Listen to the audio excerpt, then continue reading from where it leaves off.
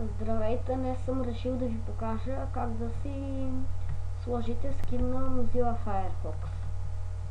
Отваряте си Mozilla Firefox и отивате тук на Firefox добавки и изтегляне на добавки.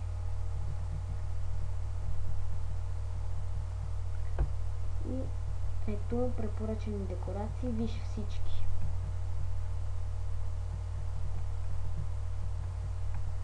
И ето тук избирате скоро добавени, най-популярни, високи оценки и ето избирате си някои от всички тези скинове.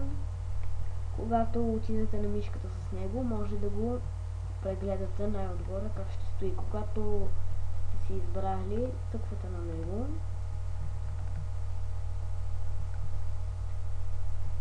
и добавяте към Firefox. Натискате добави в Firefox. И ето инсталиране на нова тема. Може да я отмените и управяне на теми.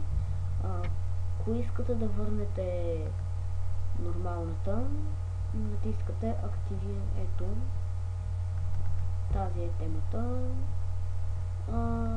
И натискате и активиране. И ето нормалната тема на Mozilla Firefox. Това беше всичко от мен.